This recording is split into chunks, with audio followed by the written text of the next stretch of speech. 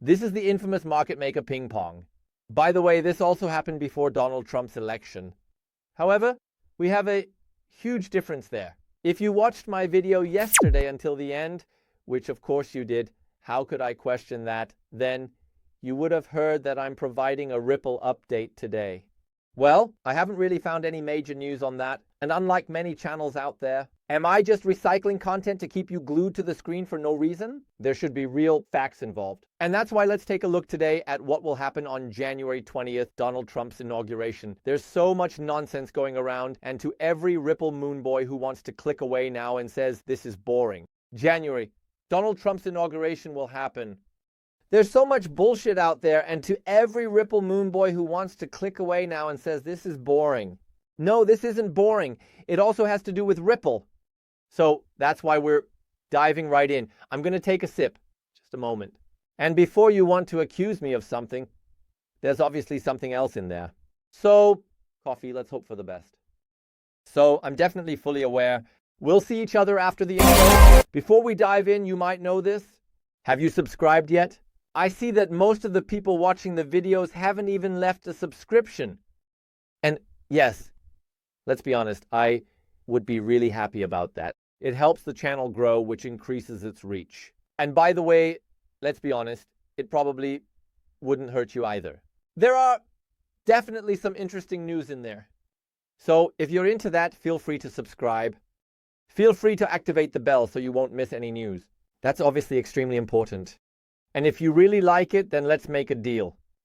Then you give it a thumbs up. And then this video will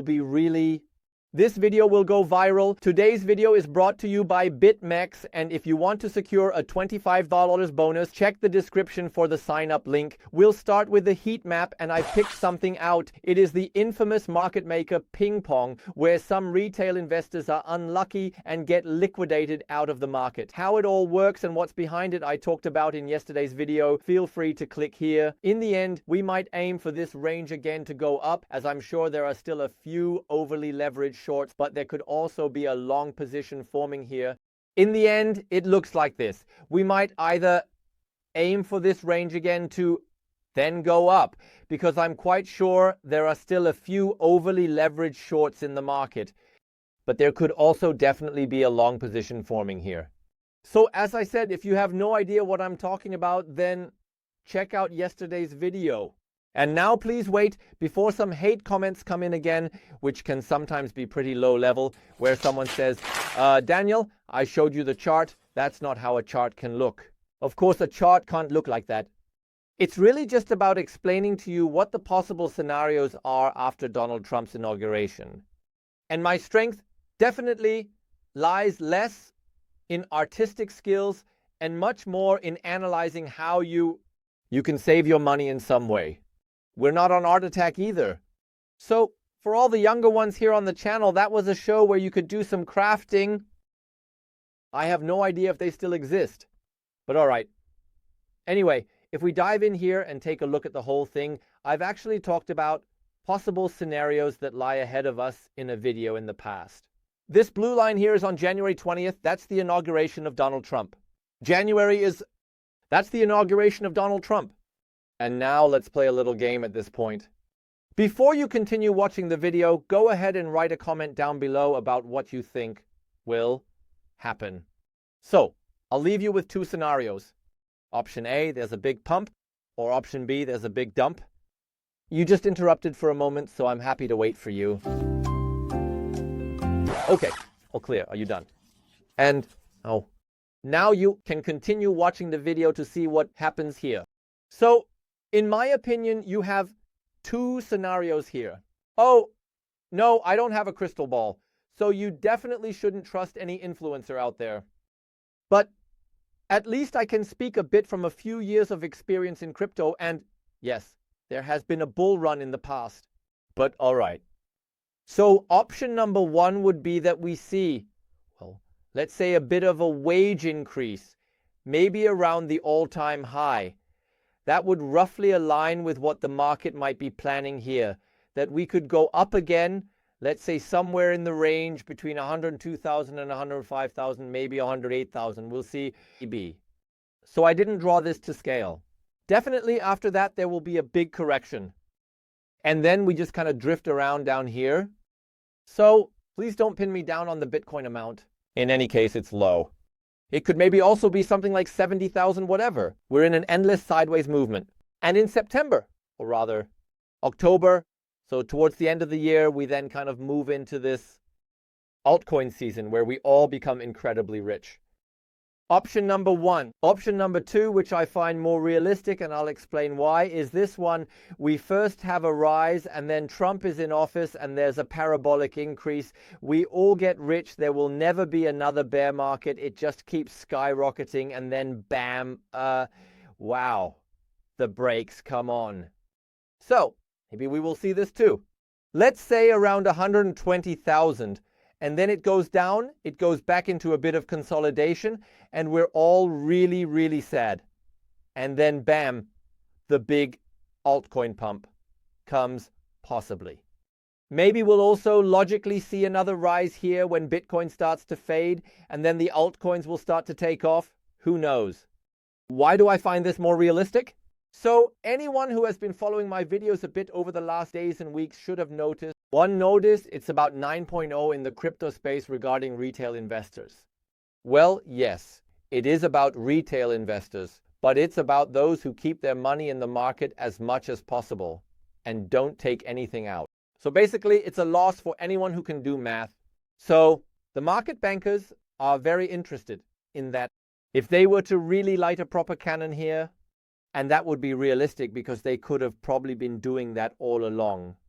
But it's way more exciting to kind of bounce around in the range between, let's say, 90,000 and 105,000 and keep liquidating there. But if they really light a proper rocket and then launch the thing, wow, that could be something big. But of course they say, well, longer it goes sideways in the long term, that's really great. But as I said, now you can stop again and let me know in the comments whether you see one of these two scenarios as realistic or if you think it's completely different. Because let's take a look at the BTC inflows, or rather outflows, from the last few days. By the way, that was a holiday. So here we see that institutional investors are currently being rather cautious because we have the 15th. January, all XRP fans can breathe a sigh of relief. We haven't had any appeal from the SEC so far, but it could come, and there's an update on that too, and we have the 20th, January inauguration. And as we've learned, hopefully some of you institutional investors are completely emotionless in this market. That means if the price feels like it's moving a bit like, ooh, something could happen, then people tend to pull out their investments. It's definitely safer. By the way, that also happened before Donald Trump's election. However, we have a huge difference there. In the election, Harris was up against Trump. So theoretically, it could have been Harris as well. On 20th January, yeah, we already know that Trump is coming to power. So that's not a surprise. Harris isn't suddenly going to show up and say, I'm here. So it's not going to happen. Still, there's a lot of hesitation, because no one really knows. He has already fulfilled some of his campaign promises. However, some will still wait to see what really comes our way once he's in power. Now, I don't want to stick my neck out too much for Donnie, but it might have occurred to some that the guy is a bit capitalist. Well, and there's a pretty strong community forming there, let's put it that way. So, for example, we're going to get to a leading figure, but there are definitely several others in the mix, and anyone who has taken a close look at how the parliament is set up will see that there are quite a few fans of crypto involved. I recently talked about how effectively it's not just Gary Gensler leaving, but it feels like everyone from the SEC who doesn't think crypto is that cool is also going. So all in all, that's a pretty cool sign. Now we might also want to question whether some of them might actually be invested in crypto. So we don't want to say at this point that it's purely self-interest. However, if we know that, then we can use it well. Trump crypto project, well, that wasn't exactly a big deal the way it went. However, we still don't know for sure, even though he says, well, I'm not really invested in crypto and all that. And this one Bitcoin that he got in Nashville back then was somehow sold, or rather, we can't say exactly what happened. But all in all, it's quite likely that some of them are not just invested in Bitcoin, but maybe also in a few altcoins. Because you have to be aware that right now, everything around Trump is primarily focused on Bitcoin. But we all know that when retail investors get really excited, it spills over into the altcoins as well. And that's also why I personally believe that we will see an altcoin season. To tie it all together, what we probably won't see anytime soon are the Bitcoin reserves. Why is that now? Well, there were a few reasons for that. So, on one hand, those Bitcoin reserves would be pretty crazy. No doubt about it. I also talked about this in the video yesterday. Yeah, those possible, wow, what was it, 70,000, 80,000 Bitcoin. That could be sold, but they could also be quickly balanced out in the market. So we're talking about a week if the inflows keep up. Overall, there are pros and cons to this. Some say, yeah, Bitcoin is now being bought up in bulk by the US government. We're talking about 100,000, 200,000, 300,000 Bitcoin just being bought up. On the other hand, there are those who say, no, 2025 is all about holding. It would be pretty uncool if 70,000 were just gone like that. But overall, you can definitely say that these reserves could trigger quite a domino effect, because then one or another government might say, well, what they're doing, we could have done that a long time ago. We've also heard about the FDP. In any case, we definitely have a bit of a break on that. And this is the one here.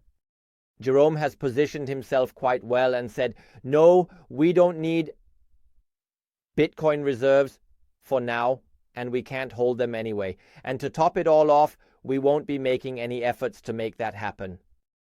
Oh, and by the way, anyone who thinks, yeah, Donnie, you could just kick Jerome out the door, that's not going to happen.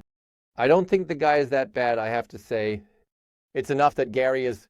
In any case, Powell clearly said that it doesn't have to be, and anyone who remembers the interest rate decisions from the last time on 18. Anyone who followed the market in December also noticed what kind of, we can talk about a correction in my opinion, came about because of that. So we'll have to wait and see. Because just because Donald Trump is coming to power on the 20th of January, it doesn't mean that suddenly everything will be turned upside down. Think long term with Bitcoin? Just because he comes to power doesn't mean that suddenly everything will be flipped upside down. But what we can take away, and I want to give you this as an appeal, is to think long term, even when it comes to crypto, especially with Bitcoin. And by the way, the longer this cycle stretches out, the more the spring gets tightened. So that can definitely have a significant impact. And we've all talked about it. We want this hyper duper mega altcoin season run. Yeah, we might have that. It's definitely the case that all these reserves could really have a positive impact. Because if the USA starts doing that, then among others, there's Russia, Brazil, Hong Kong, and Germany, which we've already talked about with the FDP. And Switzerland is also quite interested. Let's remember Liechtenstein, which has managed to become a real institution in the euro area when it comes to crypto. But we can also top it all off with the BRICS nations. There was already talk about BRICS coming in and saying, yeah, sure, we're going to use Bitcoin as a means of payment. That would be quite interesting because we remember that BRICS wants to somewhat limit the power of the dollar. Now they could introduce a new currency and say, we're going to back it with gold. Basically reintroducing the gold standard. Restrict. Now, they could introduce a new currency and say, we're going to back it with gold. Basically, reintroducing the gold standard. You can do that, but it's pretty difficult because these individual nations that cooperate within BRICS are ultimately still competitors. But if the gold is in China and Russia relies on the fact that the reserves are there, I don't think it's going to end well. What could definitely work much better would be a sort of external currency. And you could definitely include Bitcoin in that. And now it gets even more exciting to tie everything back together. Now, when different nations say that they hold Bitcoin reserves, there is a corresponding let's call reserve money storage factor, etc. Given what heals also brings stability, and then BRICS could of course say, let's go with it then. If you happen to have a different opinion or say, Daniel, there was definitely no coffee in that cup, then feel free to write in the comments what your thoughts are. Now let's talk about a person from this whole US committee situation who could really make waves, because what has this person done in the past? And I'm talking about no one new, but hey, Elon Musk. Interestingly, a recent negative headline just came out. He has his new department, Dodge. I'm wondering, Dodge. So, cool guy at this point. That has also caused quite a stir. However, the aim is to slim down the entire US government a bit, or rather its spending. And of course, this is also meant to strengthen the dollar. So, less inflation, which could then slow down the inflows into crypto.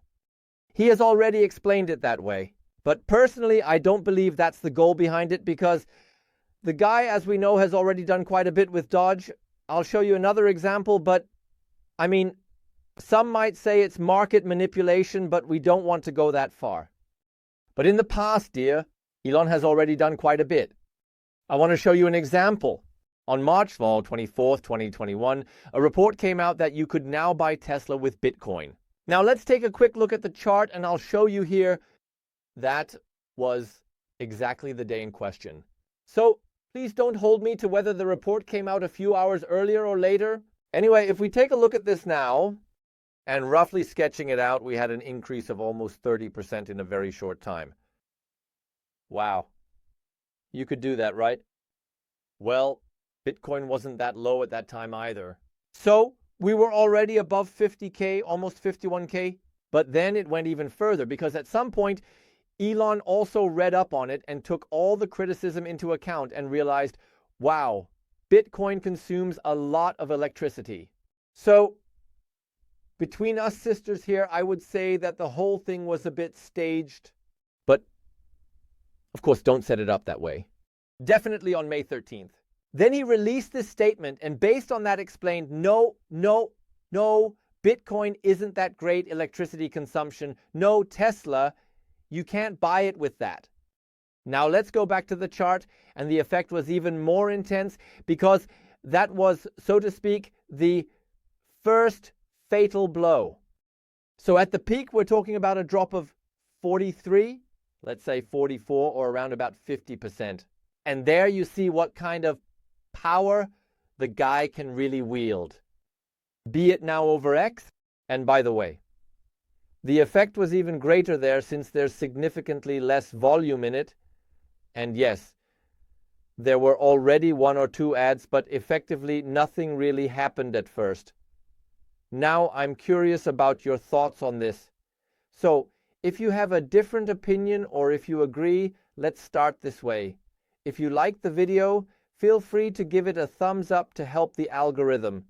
And if you want to share your opinion, just write it down below. By the way, if you're looking for cool coin tips, there's the Uptrend Trading Group. I talked about that in detail yesterday, and there were some really amazing bangers in there. So around 5x, 12x, 7, and so on. In no time at all. The Uptrend Trading Group is free of charge. Feel free to join down here. And now finally to the topic. And now to wrap it up, how do you become a crypto millionaire? Check out this video. I've basically provided you with the blueprint for that. So if you're interested, I would definitely check it out. And otherwise, we'll see each other in the next video tomorrow. Until then, all the best. Bye.